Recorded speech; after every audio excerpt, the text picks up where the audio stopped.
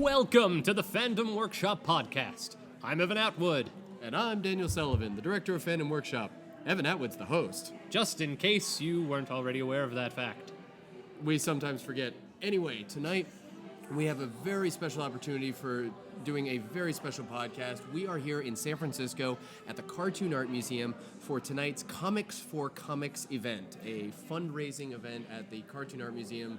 A lot of fun. Everything great is happening. And just in case it's hard to tell based off of our voices saying words, it's comics, as in comedians, for comics, the printed art materials that you can read with your eyes. The printed periodical. The printed periodicals that you can enjoy visually and spiritually.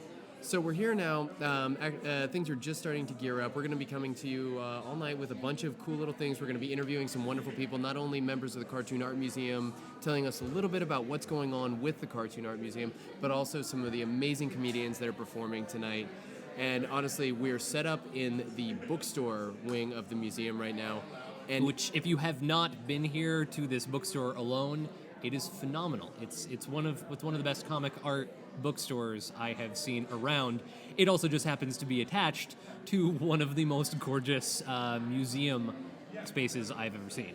This is also the only time that you and I have actually been able to go. It's like, well, should we set up next to the Tintin comics or the G.I. Joe comics? Oh, wait, no, there's a James Bond periodical anthology. Maybe we should set up over there. Sandwiched right between the James Bond periodicals and Ranma 1/2.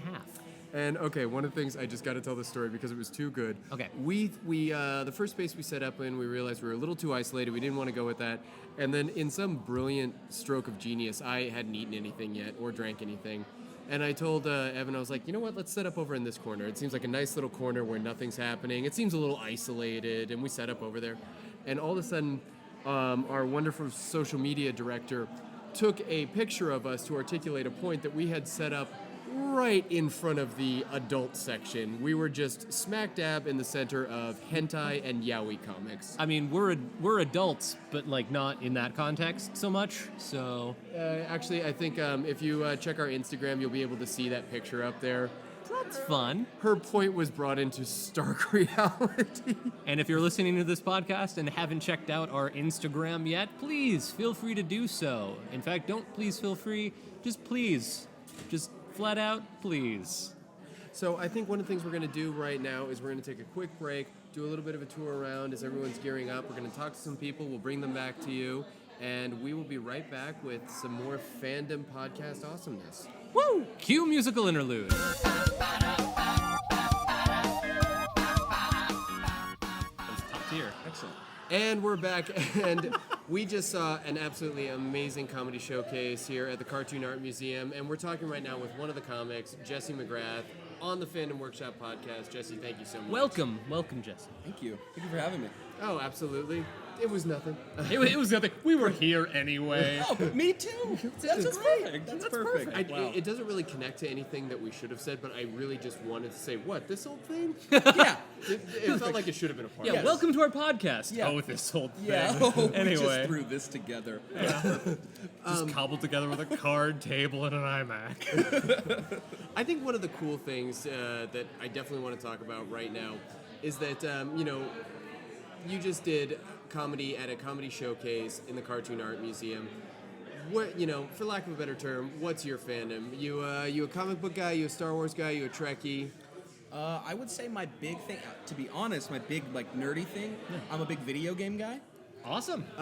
They can't see it, our listeners at home, but high five all the way around. Oh yeah, wait. Let's do it. Let's do it as loud as possible. Okay.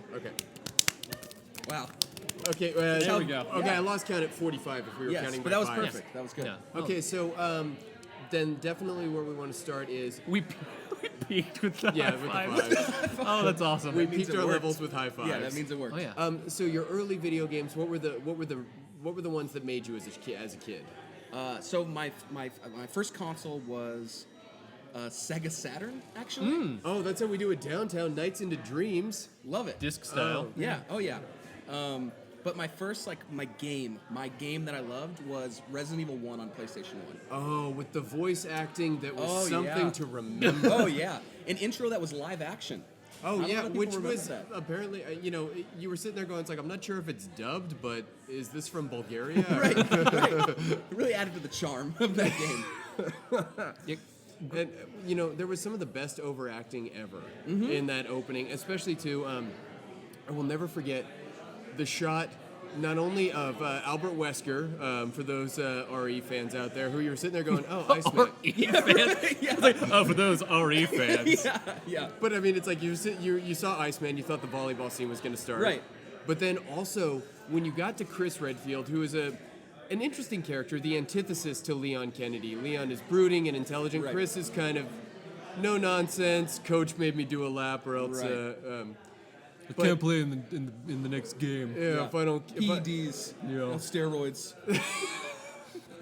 Man, if I don't get that tyrant, then I can't play on varsity.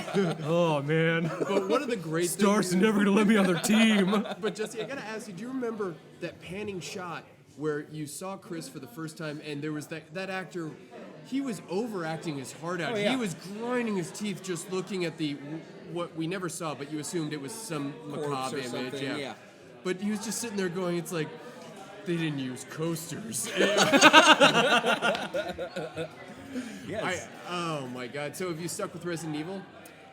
I did until it hit 4 and became not Resident Evil. It became like this weird third-person shooter thing that kind of abandoned the mystery, clunky puzzler. Less narrative. Yeah, based. yeah. And Yeah. the newer ones are fun for sure, but there was a certain charm to the silliness panels, of these like fixed cameras and these elaborate puzzles where you have to read the inscription on a painting and then mix up those words to enter a code into this thing just so you can get one key to open a door that gives you another key, and it was just this big convoluted Zelda bullshit fest. Zelda fetch quests on Yes, steroids. yes. Which begged the question, who the fuck got anywhere in those police precincts? There's guys sitting there going, it's like, we gotta get our flak jackets, but we need the rooster key. We gotta get the rooster key to get in the chicken door. If anyone gets that Penny Arcade reference, they're my hero. But I mean, okay, so, like, where are you now? Where are your games at So, I mean, now? yeah. So, has the gaming continued throughout the adulthood? Yes, absolutely. Right now, Take us on your gaming journey. my gaming journey. This is a safe space. Yeah.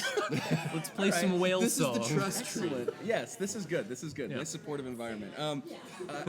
I've recently got an Xbox One, so I've been messing with a lot of like the indie stuff. I'm just now finishing Child of Light, which I liked a lot.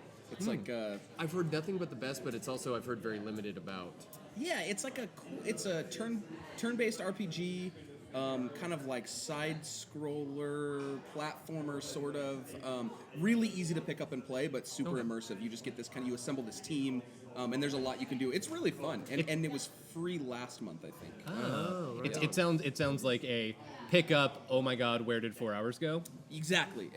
Oh, the sun went down and my lights are off. Yeah.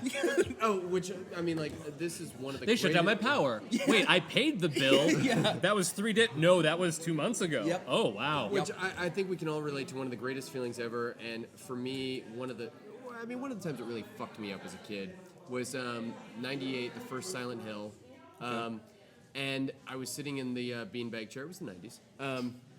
It was acceptable back then. No shame in that. Trust tree. Yeah. Yeah, no bag shaming. No bag shaming. Come on, guys. But I mean, it was one of those things that was the first time we had ever been introduced to that kind of soundtrack that was really ambient and disturbing. Yeah. And then all of a sudden you realize the sun was no longer, your room wasn't lit anymore. Yes. And you were like, well, I can't move because the noises will get me. Yes. Now, to have like the weirdest flashback to childhood, Dan and I actually have been friends since we were kids, and I have since birth, I would assume, been terrified of zombies, and yet Dan was the master of the Resident Evils and the Silent Hills. And we just happened to grow up in a little coastal town, constantly covered in a thick blanket of fog. Yes. So hanging out, I couldn't play them myself, but I did enjoy getting into the narrative of those types of games growing up. And just as the sun goes down everywhere, the sun would go down, and I'd have to go home, and everything would be dark and being thick with traumatized. fog, and Yes. just going, okay, so Yes. this is how I die? Convinced that this is how I was going to That's one of die. the greatest feelings ever is when you have those moments going, so this is how I go. Right. Yeah. Right. So, okay. Like, you made it sound calm. It was never calm And for me. accepting this is Yeah, how it's I like, go. it's like, yeah, from an early age, I was like, so this is how I go. A fitting end. For me, it was, so this is how I go. Better start panicking now. Okay, so Jesse, I'm going to ask you the questions that you need to give the impulse answers on, even though I know you're going to want to, as soon as you give one answer, you're going to want to go, okay. shit, no, it's a different answer. Okay. No takebacks. Favorite game to marathon? Ooh. Taking Wind too long. Waker. Oh, there we go. Good answer, good answer. Very good answer. Favorite protagonist? It's hard not to say Link. Now that's just in my Yeah, head. Link. I'm sorry. No, see, that's my jam right there. I love. Look at Evan's upper traps. Yeah, I'm just gonna. Oh, let's see unbutton it. my shirt a little bit Oh, here. there it is. There it is. That's a thing of beauty. The crest of Hyrule tattooed Yes. firmly on my upper back. It's nice. Oh, It doesn't fall off. Okay, so I'm going to see if we can break the mold here, but if not, that's okay. Okay. Favorite antagonist? Ooh. I really liked Diablo in the Diablo series. I am sorry, we were looking for Ganondorf. Damn it. Who No, was that? I'm sorry, your opinion-based answer is wrong somehow. That was a damn good answer though. Diablo is a good answer. Okay, and then also It's like favorite antagonist. Oh, the one from all devil. mythology. Yeah. Like, and then final question, and I promise we'll let you go. But I mean, we're crashing on your couch tonight, so we're not really. Letting Yeah, you that's go. fine. That's okay. Favorite. Okay, let me rephrase this perfectly. Are you Final Fantasy VII or Final Fantasy VIII? fine. I'm going to break your heart. Not a Final Fantasy fan. No, that doesn't break my heart. It doesn't break my heart. I mean, it's fine. It's okay. those of you who can't, visually see audio, Dan is weeping openly. It's okay. Tears are flowing from his face. No, it's just. I just The, thought the, of all the years I wasted collecting stamps. the microphone and table are just thick with Well, a and blanket of I tears. set you up for it too. Yeah, no, Already no, no. talked about RPGs. Yeah, no, you told. Okay. You led Dan's heart in one really direction did. and then just crushed Just it. crushed it. That was the Yeah. plan, if I'm being honest. I know. Okay, it works. It works. It works. Okay, but do we have a favorite turn-based RPG? Is it like too corny to say Pokemon? Not even a little. Not at all. Okay, I'm going Pokemon, and I go but- original but- blue. Okay, see that was Yeah, my that- yeah. follow-up No, question. Yep. This works. This totally works. Excellent. Jesse, thank you so much, man. Hey, for thank you talking guys. with This was us. fantastic. Woo! All right, then I, we'll I be, laughed so hard. That was an amazing set. we Thank will you. be Thank right you. back after we play our theme for you. That is dead air there for a second. I'm not gonna not do a photo on it. We are Give me the here. photo op. We are here with Dash. Hello. Hello, Dash. How's it going? No. All right. So Yes. We're back. Hooray. We're back and took a picture. If you couldn't tell. That was some good radio. yeah. I hope you guys Oh, you'll love it. imagine the picture in your head just as good as you're thinking. don't worry, the picture will be on the Instagram. I'd So like it if it weren't. No, go for it. Yeah. all right now. We're just You gonna know, plaster your face. Wait on the internet. Yes. Perfect. All right, so Dash, you did first of all an amazing set, by the way. Thank you. Thank you so much. You had a side splitting, and A serious emphasis on the comic-based humor. Thank you. Good golly gosh, at a cartoon art museum. Well, How did you think of such frivolity? so I happen to like comic books myself. Really? Yeah, and so Mike asked me Shocking. to do the show, and I was like, well, I have numerous Green Lantern tattoos, and this is probably the show for me. I count at least two, two, and you yeah. are fully clothed. That's true. I have plans. The rest of them, right? Got green on my. I've green got on two, my- but I have plans. Green on my right because it's Willpower on the right. Yeah. Red on the left because I'm a big Guy Gardner fan. Green on the right. Right, of course. I want to get the. Blackest Night story arc, right? Yeah. Yeah, I want to get. I'd like to get a full yellow band around my bicep with the Sinestro Corps logo. Because the logo's in black and white, and you can't get it in yellow. Yeah. But, I just want to get the full tricky. yellow band. right. Yeah. And then the orange lantern symbol around my asshole because that's just for me. That's know what I mean? What's yours is yours. No, and okay. So first of all, one of the things I gotta say is, Green Lantern is my favorite as well. Awesome.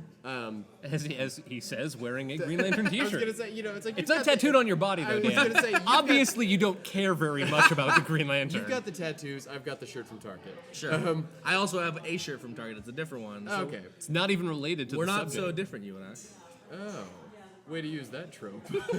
My God, the sexual tension Yeah. can be Well, cut with a knife. I am fully erect. So. My honest response. How are you gonna hide that? I'm doubly erect right now. I want you you to know that salty my dog. response was going to be just fully. Give it time. I believe you need to go Super Saiyan. Get that Zenkai boost. Now, as a partial Asian, that is racist. So I'm.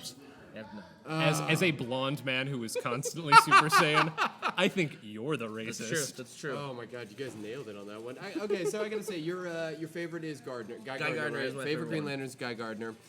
Both you and I. I saw a pic of your cosplay. It was very good. Thank you. I thought it was lovely. Appreciate that. So Not many people can pull off the white belt. You know, that's the hardest part to make too, because they don't make belts that big for men. And the thing about belts for women is they don't fit around my ample midsection. Was it 2 belts? No, it it 2 was belts? actually Oh. I bought a white fabric and then I got a regular belt, No. but I cut out little slats in the white fabric and slid it through to give the appearance of a much larger belt. Perfect. Dan, you can just go away. We're gonna talk shop here for a second. Dash got me talking about cosplay. and here I was. I just felt the itch. I felt the itch as soon as he's like, it's like, oh yeah, no, that's a good idea. Yeah, no, Yeah. you can extend that with some fabric. Yeah. I felt the itch as well, but that was only because the jacket was a very cheap pleather. Yes, vinyl can be tricky. And I uh, felt the itch. Never mind. And, I told you I to see a apologize for doctor. that. Yes. And Dash taking credit. Full responsibility. that was good. Somehow you just found a way to mark territory there. I think, okay, so Guy Gardner, definitely, as far as the Lanterns go, Guy Gardner was also, now, correct me if I'm wrong, he was actually the first in line instead of Hal Jordan, but Hal Jordan was closer. Booster Gold. Yeah, Booster Gold founded the Sinestro Corps. Oh, wait a second. Shh. I just gave Dan a couple Booster Gold. I'm books. seriously, I'm sitting there So with I can't volume say one. this much, I'm sitting there with volume I one. can't and two, tell my right? favorite Booster Gold story of all Wait a time. minute, hold on, I'll do earmuffs. Oh, then you all right, can do Dan, the just thing. go away. Yeah. Okay. You and I talking. Okay. I love Booster Gold. Goes back to save Guy Gardner. Yeah, of course. Sinestro was like, what are you doing? Mm-hmm. I got a ring because of you. I got your, and Sinestro's like, what do you mean? Your core. What's that? Which core is that? There you go. And then just the mustache twirl and the yes, of course. Plus, I mean, I'm not a huge sports guy, Sure. but I loved the context of Booster Gold Yes. as a disgraced football player, Absolutely. and Guy Gardner, a current at that time football Absolutely. player. Just having that beautiful interaction, just like in a sports bar, and obviously Booster Gold had his own agenda Yeah. to try and correct the timeline and everything. But it was really just beautiful to see like two guys who, are disparate in the rest of the Yes. comics to actually come together on that one like really good common ground outside of being superheroes. Absolutely. I thought it was lovely. Also, maybe the best episode of JLU. The Booster Gold episode. Yes. Second, Hold maybe on. to the Hold on, Rogues high episode. fives. Yeah. We're doing some high. We're doing many Wait, high fives Are right we now. high fiving? Are we Yeah, talking Dan, about? join in on the high You five. jump in. Are Yeah. we We talking moved about it Kyle to- Rayner? We moved it to Justice League Unlimited. Oh, okay. So Booster Gold episode. The Booster Gold episode. Yes, absolutely. Maybe the best, although I waffle between that and the Rogues episode, Oh, where Mark Hamill plays the trickster. Yes. that was Yes. great.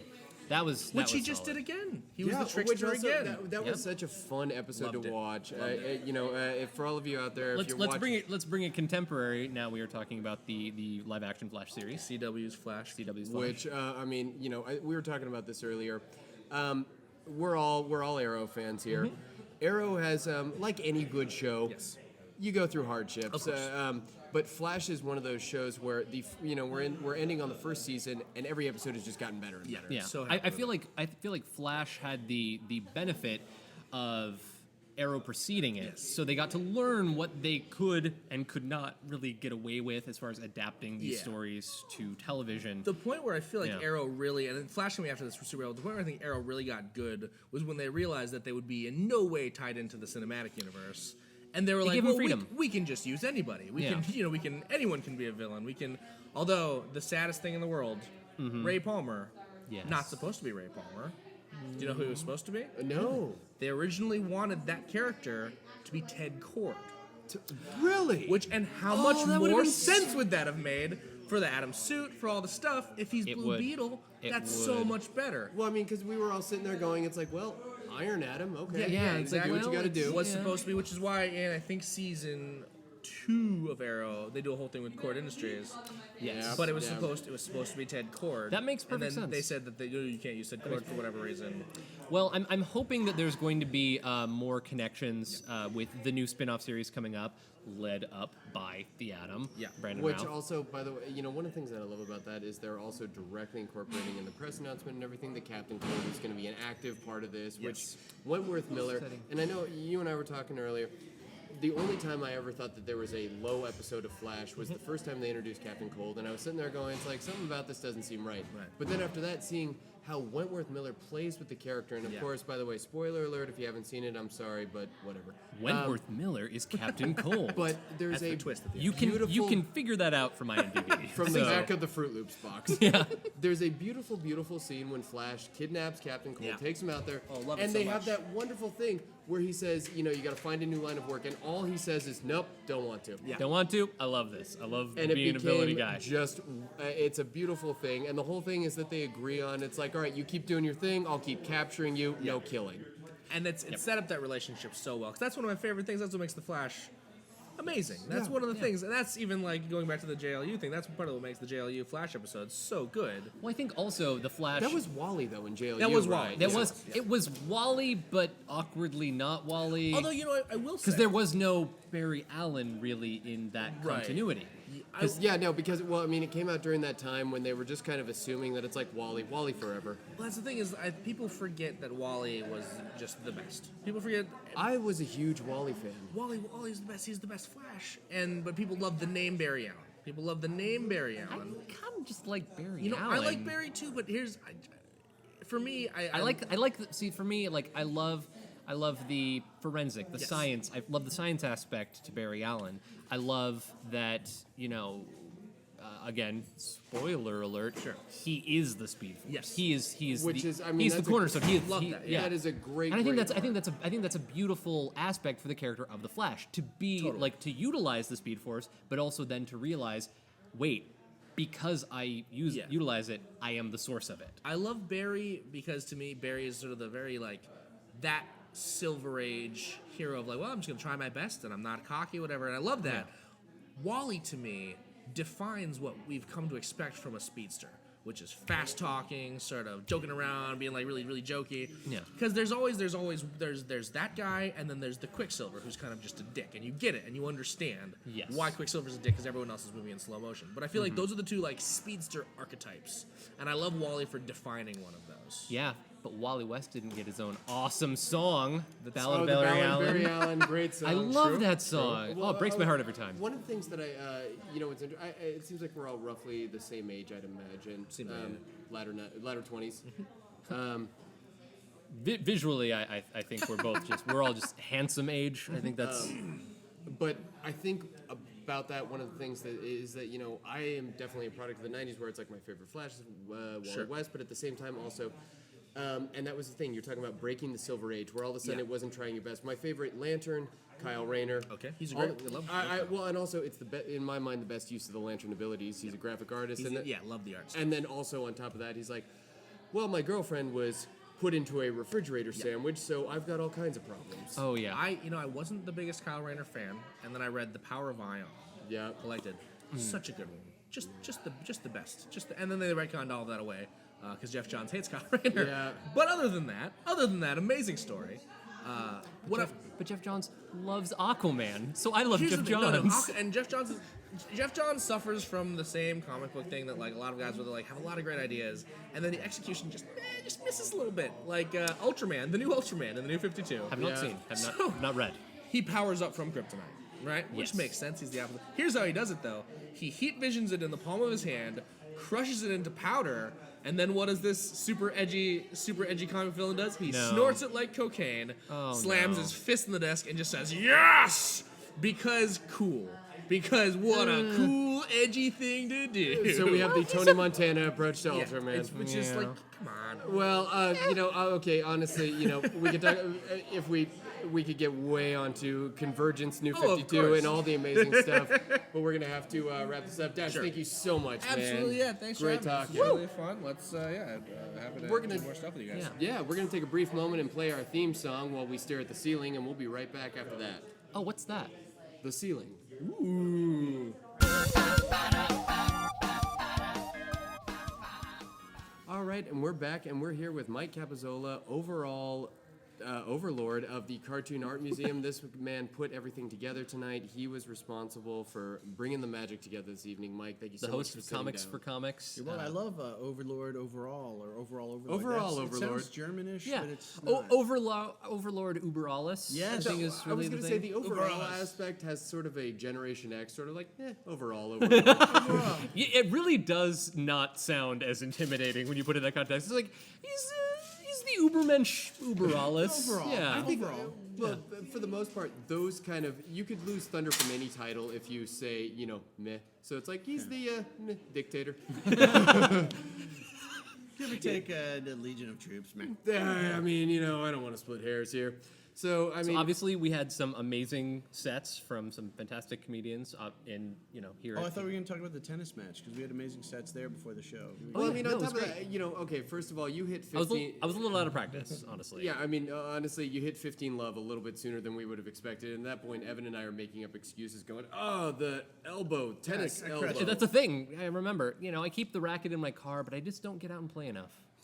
And so one of the things, I mean, first of all, thank you so much for having us down here because, we got a chance to tour the museum and everything and see what an amazing experience it is. What has been your experience with it? I love this place. I showed up here in '96 and just loved. I mean, it's moved addresses, but I wanted to give back. I love this place. It's the staff is super passionate, super talented, and they've brought in amazing exhibits year after year. Very strategically chosen to spotlight either established or emerging artists. Largely people that you're going to want to see. I mean, each exhibit is a magnet for the public. We had a Batman exhibit, we had a Green Lantern exhibit, a Mad retrospective, which was one of my favorite things we've ever had here. 60-year retrospective of Mad. It was incredible. And we had Dan Ferraro, who draws the acclaimed strip Bizarro.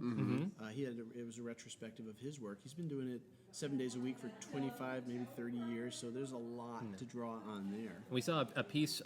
We had a piece from that at the silent auction this evening. Now, for those who may be listening to the podcast right now and aren't aware, would you please let us inform us all of the current plight of the Cartoon Art Museum? Being on the advisory board, I don't know All the details, obviously. machinations of it, but it looks like we're going to be out of this space, which has been our home for I think 12 years. I think we're going to be a virtual presence for a while until we land. But unless it's been extended, and at the same time, I think if enough people in town were aware that they're about to lose this wonderful museum, somebody somewhere, I believe, has a .com with a lobby that can use amazing, incredible artwork, preserving this historic, useful, vibrant, self-renewing form. Someone somewhere has a lobby, a gigantic, handsome, immaculate, well-traversed lobby that could use what we have. With access to convenient coffee shops. We are Yes. looking for a Stark Industries somewhere, a Stark Yes. Tower. Yeah, Yeah. Stark Tower. That would be, And obviously, I mean, we've spent the evening here, and it's been. And this was like your Dan was first saying. time here. This was my first time, I believe, at this location. Right. At this location, I believe when I was much younger. I forget the address, but we were near the IHOP. I think that was just next to the IHOP. Oh, And, see? Wait, I thought used car dealerships are when you say next to the IHOP. that was off the freeway exit, Yeah. next to the IHOP. near the billboard and the Citgo. Like that was us. Next to Honest Al's. Yeah, Yes. so we've had the experience to spend the evening here, and we got to tour around the museum before the event really started, and I've been fanboying out over the current exhibits. The Marvel exhibit obviously we have was 4 huge galleries for me, here. and it's beautiful, particularly the Savage Dragon. You've got Eric going. Larson's original art is so handsome. It's such And it's great absolutely line beautiful. work. It's Yeah. absolutely beautiful. And recently, very, very recently, I have gotten into the work of Tom Moore through Secret of Kells and Song of the Sea. and just getting a chance to see some of that original concept art has blown my mind. It's cool. You to be have able to made my see- day, yeah, sir. It's cool to be able to see what was originally the concept sketch, you know, and they come out fully formed. Like, wow, that's good. And it could have run with some of the concept sketches, and then you see what ultimately was painted. Exactly. And it was beautiful. I mean, recently, like I had been a fan of Secret of Kells, and very, very recently, and I'll give the abridged story. Dan has heard it 1,000 times. I didn't find out about Song of the Sea until very recently, like right before it came out on DVD, like 2 or 3 days before it came out on DVD. I heard about it for the first time. And within 20 minutes of finding out about it, I had looked it up, found it in a theater locally, was sitting in a seat, watched the movie. Within 20 minutes. Within 20 minutes. Where was this? He was This is supposed to Santa be Rosa. at work. It was a Sunday. Yeah. So I had found out about it. 20 minutes later, I was in a seat in the theaters watching it, and I went into the movie really not knowing that much about it, except for the art is beautiful. Yeah. The soundtrack, from what I heard from one of the trailers, just mesmerized me. Yeah. And I sat down in this theater with, you know, a bunch of kids, kind of a little bit noisy in the back. And as soon as the movie started, dead quiet for Under the their entire spell. audience. Yeah. And that was my experience with the movie. Immediately afterwards, I tweeted how amazing it was. And I woke up the next morning and it had been favorited by Tom Moore. Nice. So within the span of 24 hours, I have a new favorite animated film. What's going on here? That's great. Yeah, and now getting a chance to see the original work has absolutely spellbound me. You know, and that's the magic of this place. And Yeah, and, I and wish that's you'd seen the Miyazaki exhibit. We had a Totoro exhibit. It was God, that- gorgeous. Totoro is one. It's so Miyazaki in handsome. general Yeah. is just. You know, those movies have always had such a special place, but you know, Totoro was always such a huge mark. I think. Oh, sorry. Well, one thing that we have here, it's not just it's not just seeing incredible pen and ink line work, but we also had work from Wes Anderson here. Mr. Fox, Fantastic Mr. Yeah. Fox, Yeah. the dolls, the sets were here, Oh wow. and Paranorman too. You know, I believe I saw some of the Paranorman work at some point. I forget where, but all of those pieces. I love the stop motion puppetry, and the artistry that goes into building those things. I'm very tactile. I like to build things. You know, we had a Watchmen exhibit where I reached out to Warner Brothers and said, frankly, I said, look, the stuff's going to be in mothballs now that the film's wrapped. Can we have some of the costumes? And not only did they give us the costumes, I mean, with this whole exhibit where it was the original pen and ink art from Watchmen, they gave us most of the costumes. They shipped them all in display cases that were worthy of any museum. I just want to say goodbye. Bye. Bye. Did you have Thank a good time at the show? It's okay. Random All right. observer? It's okay. No, it was. Thank you so much. Thanks. Keep telling me about your gigs when they come. I will. That was just another fan coming by, reporting a good time. I'm sorry. That's Can I it? have your autograph? By the way, can I have your autograph? Just man, all these fans. Can I just take Take a one piece of the of hairs. hair? Oh, there we and go. Sell it on eBay? We're cutting off locks of hair here. Yes. Well, Mike, We're all fans. we will let you tend to your fans, but thank you so much for inviting us. Thank you for letting us be a part of this. This Thanks has been for coming. truly amazing. And one of the things I just got to say is the accessibility of this place is amazing. Not just in its geographic location, but also as soon as you walk in, you are greeted on every front. Whether you're an anime, you're a manga fan, whether you're a Marvel, DC fan, whether you're an indie fan, whatever it is, you're greeted in the best possible way. This is truly something special and amazing. We respect the fans, and they respect the art that we showcase here, and we love that. And I hope that through this podcast, people have gotten a good flavor of just how amazing the Cartoon Art Museum is, and how it needs to be preserved. Obviously, we're talking about the location will be changing. Yeah. Not sure when at this point, but relatively soon. So, run, don't walk. Come, visit at the current location while you can, and then, please help support this amazing institution. Thank you. It was an honor that Fanboy Sweatshop came to the museum here tonight, and we were able to shine a light. I think That was I our first title. I have worked feverishly in front of a sewing machine for sleepless nights, and that was one of the... Fanboy Sweatshop. Fanboy Sweatshop. Mike, thank you so My much. pleasure. Thanks, Thank you. fellas.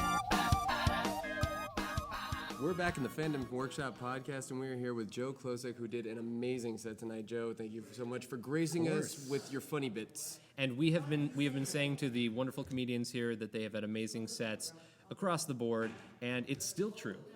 And I think one of the things, too, is that we've also noticed that every comedian has nailed down a certain point. You nailed down Star Wars as being part of your thing. Yeah. So you grew up with Star Wars. I got to ask right away, New Hope, Strikes Back, or Jedi? I find it awkward that you said Strikes Back and not Empire. I was Like, abbreviating, is it so I just- couldn't is be it just bothered me, to or is say that- Empire. I don't think you need me for this interview. But we appreciate you being here just the same. I mean, Star Wars. I mean, we were busy was- laughing at your set. You had to laugh at ours. In all seriousness, like, you know, I grew up in the 70s in the Midwest. Nothing was happening. Star Wars was this cultural and spiritual event for a lot of guys my age, you know, in that, you know, it was like the first hint that the world could be wider. But Empire Strikes Back is a better movie. Yeah, I can't, you know, I mean, that was... So for the cultural impact aspect, we're going New Hope. But as far as overall film, maybe for the nostalgia, Empire. But it's, yeah, I mean, it's great because it takes the characters, it expands their stories, it's darker, and it ends on this series of cliffhangers that, if you're not honest, okay, great, it didn't fuck up your childhood. Yeah. But, you know, I went through 5th grade, like, you know, where's your homework, Joe? Luke lost his hand. Where's my homework? Han Solo is a table. Yeah, that's not the important issue right now. Are you kidding me? So what if I don't know my algebra? You would dare question me when Luke is sitting there handless and then also on some mental connection with his father, realizing all Yeah. of that. Oh, but yeah. I The didn't even galaxy's get in to that. turmoil. Yes. Yeah. Yeah. I mean, they end on like, okay, we're outside the solar system. There is a giant sphere that can destroy planets. But yeah, no, I guess Trig is important. Yeah. I mean, great. I'm ready for my career in McDonald's.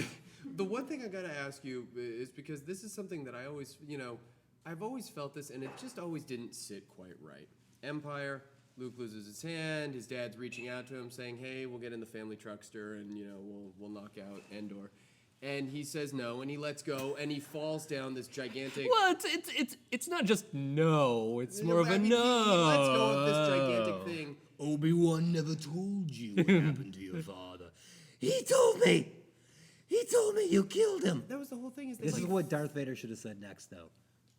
Pussy. That's what he should have said. I mean, Luke has always been. I look back at that and like, oh, I emulated and adored Luke. I had so much in common with him.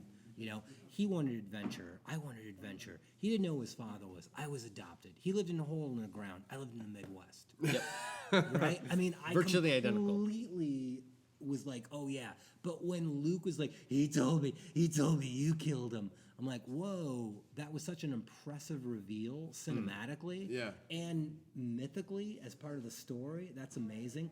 But we all have to stop to remember that this is the kid that was like, but I wanted to go to Tashi Station and hang out with my friends. Yeah. Also, what happened to those friends? They got edited out because they were more pussies than Luke was.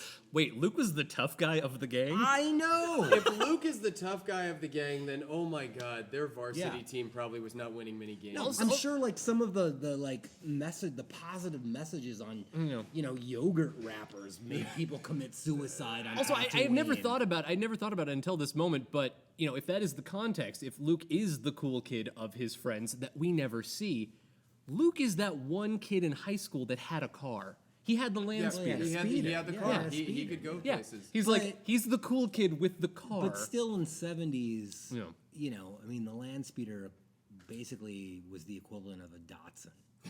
True. You know, with like 3 hubcaps. That's no Millennium Falcon. Yeah, there's no Millennium. But the Millennium Falcon was like a Winnebago with a shitty paint job. Yeah, no, it really was, and that was the thing. But Wait, it's like is that not something that we all still want? Well, it's awesome. no, I'm all I mean, for okay, it. good. because you All remember, for you know, it. it's like we still had that fantasy when you were a kid. You're like, if I got that shitty Winnebago, you would still, I believe, Wolverine was tooling around Canada in a shitty Winnebago. We still equate this level of coolness with, you know, that just terrible heap to drive around. So what do you think? Chewbacca or Wolverine? Who wins? Oh God, that's a tough one. It's tough. honestly, Well, Chewbacca's survived certainly a lot longer. Right. but at the same time, Wolverine's indestructible. And honestly, I'm gonna have to call it a draw. Well, how great is that? If you're draw. caught if you're caught under a rock.